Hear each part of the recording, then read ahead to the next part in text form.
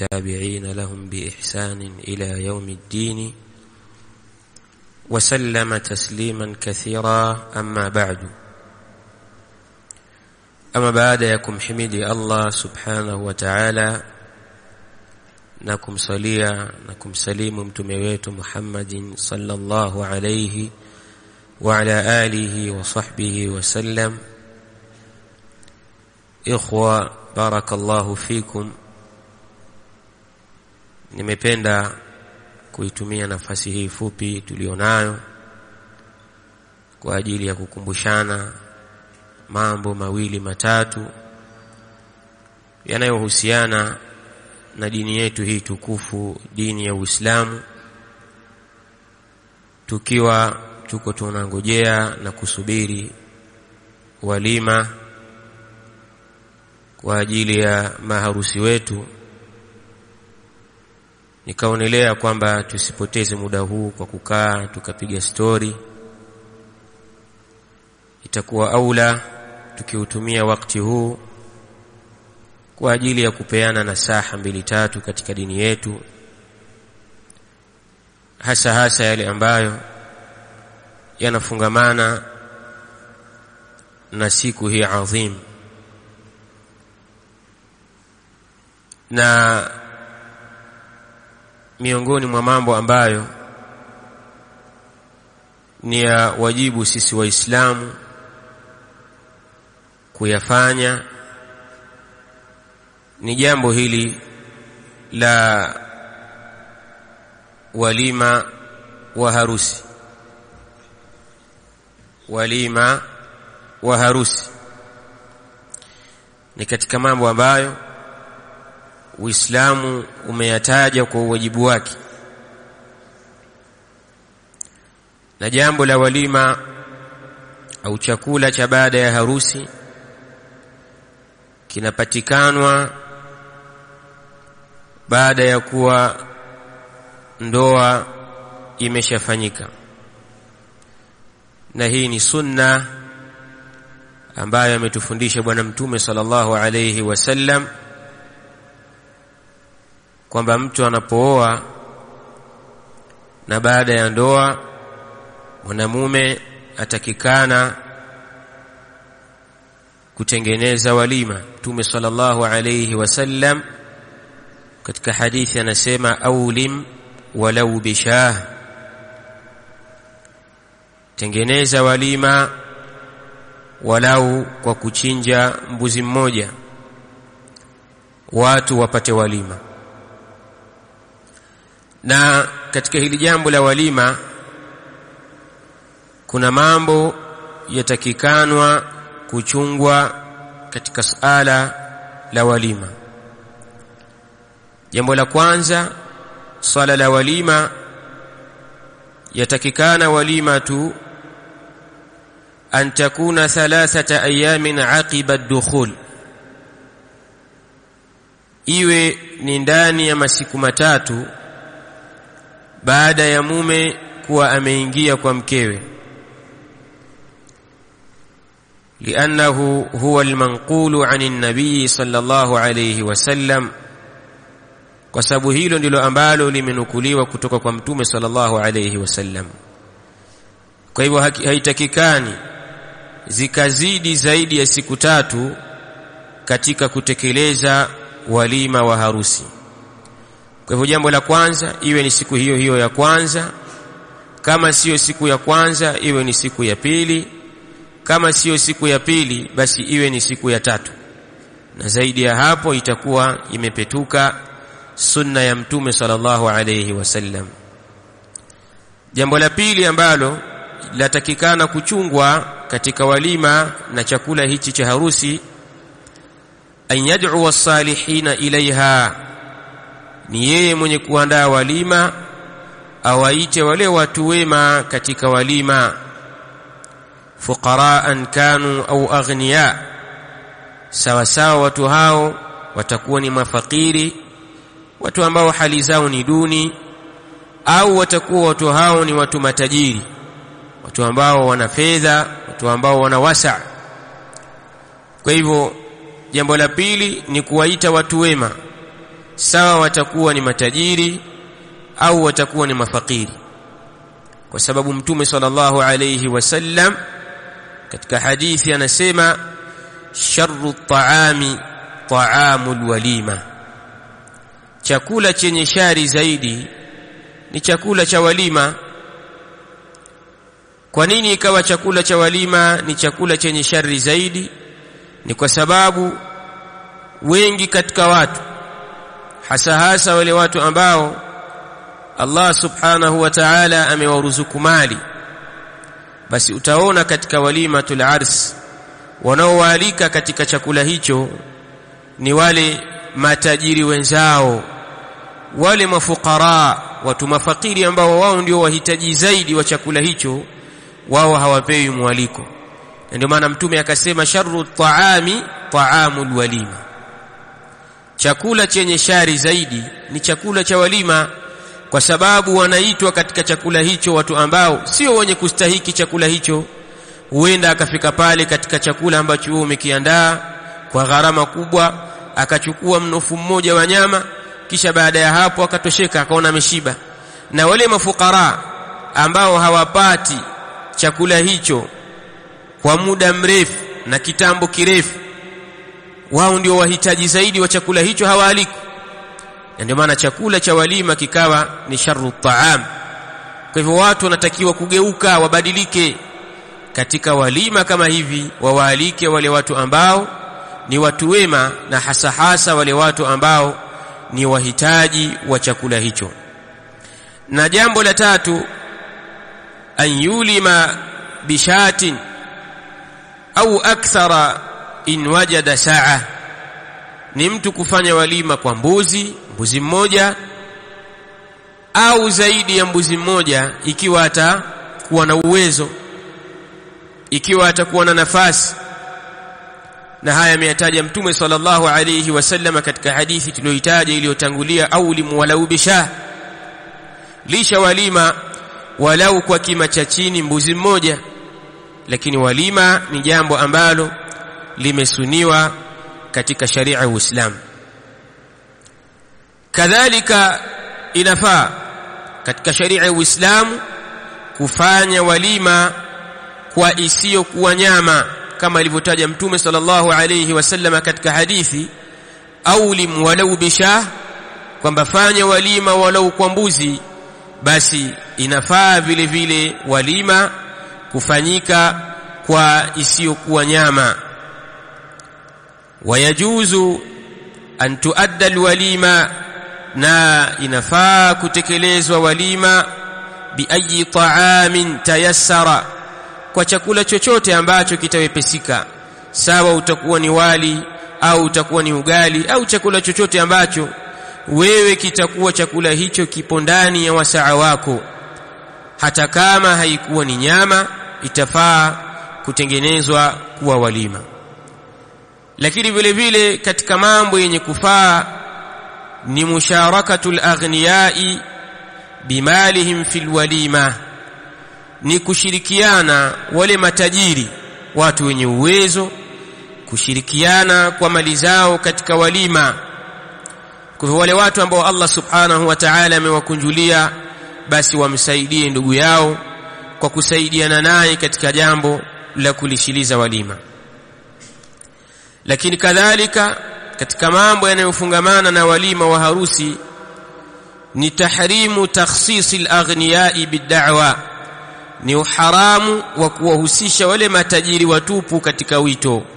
Yani ukawaita watu ambao ni matajiri watupu pasina kuwaita wale watu mafukara, hili ni jambo la haramu. Na ndio maana Mtume akasema katika hadithi, sharru at-ta'ami ta'amul walima, chakula chenye shari zaidi ni chakula cha walima, kwa sababu ndani yake wanaitwa al-aghniya, wale matajiri, na wale fukara ambao wao ndio wenye kustahiki zaidi kukipata chakula hiki, wao hawaiti katika walima huo. Lakini kadhalika katika mambo yanayofungamana na walima ni uwajibu wa kuitikia wito pale anapokualika ndugu yako Muislamu katika walima wa harusi. Wujubu ijabati da'wa, wajibu wa kuitikia wito pale ndugu yako Muislamu anapokuita katika jambo kama hili la walima ni wajibu kwa wewe kuitikia, bali ni katika haki za Muislamu juu ya Muislamu mwingine, kama alivyosema Mtume sallallahu alayhi wasallam katika hadithi, haqqul muslimi ala almuslimi khamsun, haki za Muislamu juu ya Muislamu mwingine ni 5. Wa min tilkumul huquq ijabatu da'wa, na miongoni mwa hizo haki ambazo amezitaja Mtume sallallahu alayhi wasallam ni haki ya kuitikia wito. Pale ndugu yako Muislamu anapokuita fi amri ma, katika jambo fulani, basi ni wajibu kwa wewe kuitikia wito huo. Wayajibu ala man du'iya ilaiha, na ni wajibu kwa yule ambaye aliyeitwa katika walima cha chakula cha harusi, an yahdhuraha, ahudhurie chakula hicho. Kadhalika katika mambo yanayofungamana na chakula hiki cha walima wa harusi ni mtu kufungua. Yule aliyefunga ikiwa ataitwa katika walima wa harusi, basi ni ruhusa kwake yeye kufungua, inafaa kwake yeye kufungua funga ambayo alikuwa ameifunga, funga ya sunna. Alijabatu, kuitikia walima wa harusi, walau kana saima, hata kama mtu atakuwa ni mwenye kufunga. Wayambaghi an yujiba, na yatakikana Muislamu aitikie wito wa walima walau kana saima, hata kama mtu huyo atakuwa ni mwenye kufunga. Liqaulihi sallallahu alayhi wasallam, wa qauli yake Mtume sallallahu alayhi wasallam, idha du'iya ahadukum ila ta'amin falyujib, atakapoitwa mmoja wenu katika chakula basi na aitikie, ajibu wito huo wa kuitikia chakula. Fa idha kana muftira, akiwa ni mwenye kufungua, falyat'am, basi na ale katika chakula. Wa in kana saima, na ikiwa ni mwenye kufunga ikawa amefunga funga ya faradhi, falyusalli, basi na amuombe dua, yani ad-dua, amuombe dua juu yake yule ambaye aliyemuita katika walima. Ama ikiwa ni funga ya sunna, inafaa kwa mtu kufungua kwa ajili ya kuitikia walima wa harusi. Kadhalika katika mambo ambayo yanafungamana na chakula hichi cha walima ni yule ambaye aliyekuwa amefunga funga ya sunna kisha akaalikwa katika chakula cha harusi, yeye haitomwajibikia juu yake kulipa siku hiyo. La yajibu qada'u yawmin nafli, hakuwajibiki kulipa ile siku ya funga ya sunna ambayo yeye amefunga ndani yake funga ya sunna. Wala yajibu alayhi qada'u dhalika liyawmi, na wala hakuwajibiki juu yake kuilipa siku hiyo. Kadhalika katika mambo yanayofungamana na chakula hiki walimatul arsi ni tarku hudhuri da'wati allati fiha ma'siya, ni kuto kuhudhuria katika wito ambao ndani yake kuna kumuasi Allah subhanahu wa ta'ala, kwa aina yoyote ya kumuasi Allah subhanahu wa ta'ala. Sawa walima huo ndani yake patakuwa pana miziki au pana mambo ya bid'a na khurafati yanafanyika, basi haitakikani kwa Muislamu kuhudhuria katika walima na chakula ambacho ndani yake kuna kumuasi Allah subhanahu wa ta'ala. Mtume sallallahu alayhi wasallam ametaja daraja 3 za kuondoa uovu. Man raa minkum munkara falyughayyirhu biyadihi, yoyote atakayeona miongoni mwenu tendo ovu linafanyika basi aliondoshe, falyughayyirhu biyadihi, basi aliondoshe kwa mkono wake. Fa in lam yastati' fa bilisanihi, ikiwa hawezi kuliondosha kwa mkono wake basi aseme kwa kutumia ulimi wake. Fa in lam yastati' fa biqalbihi wa dhalika adhafu al-iman, na ikiwa hawezi basi aliondoshe kwa moyo wake, na kuliondosha kwa moyo ni imani iliyokuwa dhaifu zaidi. Na al-Imam Al-Uthaymeen rahimahullahu ta'ala anataja ya kwamba miongoni mwa kuondoa uovu kwa kutumia moyo, yani kulichukia jambo katika moyo, ni kuto kuhudhuria katika jambo hilo, ni kuto kuendelea kubakia katika jambo hilo ambalo ndani yake anaasiwa Allah subhanahu wa ta'ala. Kwa miongoni mwa mambo yanayofungamana na chakula hiki cha walima ni mtu kuto kuhudhuria wito ambao ndani yake kuna kumaasi Allah subhanahu wa ta'ala.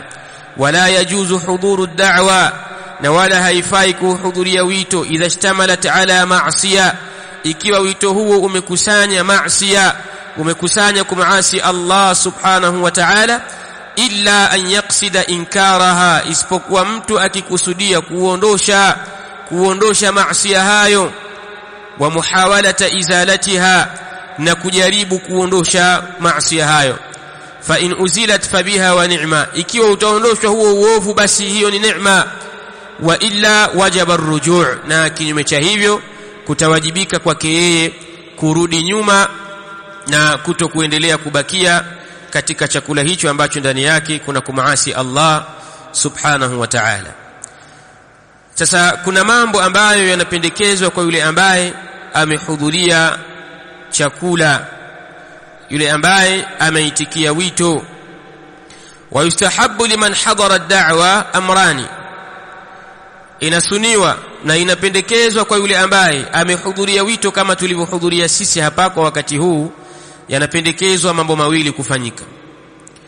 Al-awwal, jambo la kwanza, an yad'u li sahibiha ba'da al-faragh bima jaa anhu sallallahu alayhi wasallam. Naam, an yad'u li sahibiha, amuombe dua yule aliyemuita, sahibu da'wa, yule aliyemuita kawalika watu kuja kula na kuhudhuria walima, amuombe dua kwa kile ambacho kimekuja kutoka kwa Mtume sallallahu alayhi wasallam, amuombe dua au awaombe dua watu hawa, waambie Allahumma ighfir lahum warhamhum wa barik lahum fima razaqtahum, awaombe dua Allahumma ighfir lahum warhamhum wa barik lahum fima razaqtahum, awaombe dua Allahumma ighfir lahum warhamhum wa barik lahum fima razaqtahum, Allahumma ighfir lahum warhamhum wa barik lahum fima razaqtahum. Hiyo ndio dua ambayo atakiwa kuiomba yule aliyeitwa katika wito,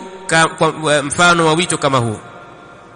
Au anaweza akasema Allahumma at'im man at'amani wasqi man saqani, au anaweza akasema Allahumma at'im man at'amani wasqi man saqani, Allahumma at'im man at'amani wasqi man saqani. Kama itamshinda dua ya kwanza Allahumma ighfir lahum warhamhum wa barik lahum fima razaqtahum, ikiwa ataishindwa hiyo basi aseme Allahumma at'im man at'amani wasqi man saqani, Allahumma at'im man at'amani wasqi man saqani, dua hizo mbili.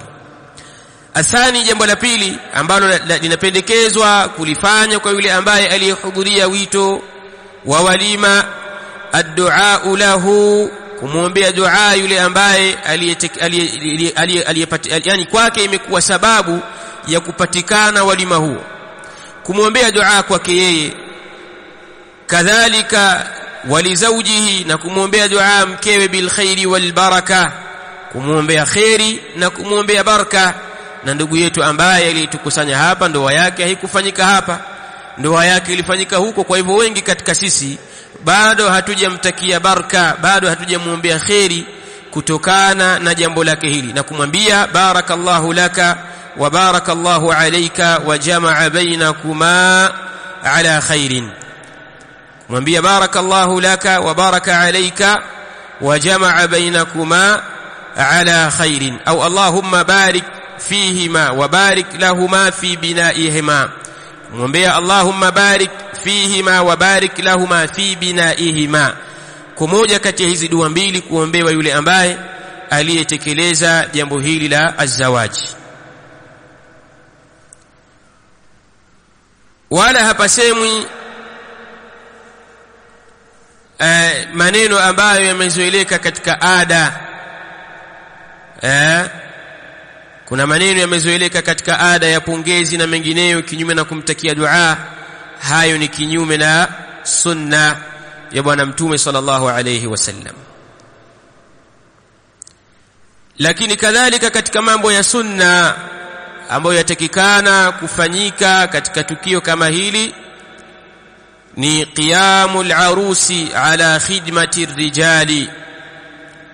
Ni yule al-arus, bwana harusi, yeye kusimama kwa ajili ya kuwahudumia, kuwafanyia khidma watu ambao wamekusanyika katika wito huo. La ba'sa, hakuna ubaya min an taquma ala khidmati almad'uwin, katika kusimamia jambo la kuwahudumia wale ambao walioitwa katika harusi, akalisimamia al-arusu nafsuha, bwana harusi mwenyewe. Lakin idha kanat mutayassara, likiwa jambo hilo ni jambo jepesi kwake yeye, basi itafaa kwake yeye kulisimamia hilo. Kadhalika katika mambo ambayo yanafungamana na jambo hili la walima al-arus, walima huwa harusi, ni kujizuia na mikhalafa mbalimbali ambayo mara nyingi hufanyika katika harusi nyingi. Kumekuwa na mikhalafa mingi ikifanyika katika harusi, ikiwemo ikhtilat baina ar-rijali wan-nisaa, kuchanganyika baina ya waume na wake. Haya mambo watakikana watu kujizuia nayo. Mambo haya ya michanganyiko watakikana watu kujizuia nayo, na utaona harusi zetu za leo zimekuwa ni harusi ambazo zinafanyika kinyume na utaratibu na mafundisho ya Mtume sallallahu alayhi wasallam, kiasi ambacho mikhalafat imekuwa ni mingi katika harusi hizo, na ile baraka ambayo tunaitafuta kwa hawa wanandoa wawili na kosekana, kwa sababu tayari jambo lao limeanzwa kwa mikhalafa ambayo inakwenda kinyume na utaratibu na mafundisho ya Kiislamu. Sasa mwisho kabisa katika kalima yetu hii fupi, mimi nitapenda kutoa nasaha fupi kwa ndugu yetu bwana harusi, lakini kadhalika nasaha hizi zitakuwa ni umum kwa wote, isipokuwa wale ambao bado hawajaingia katika jambo hili la ndoa. Jambo la kwanza katika nasaha ambazo wanazikariri sana ahlul ilmi, wanawachuoni, katika jambo hili la azawaj, jambo la kuoa, jambo la kwanza katika nasaha, an yatatawaa wa yatanasaha bi ta'ati Allah tabaraka wa ta'ala,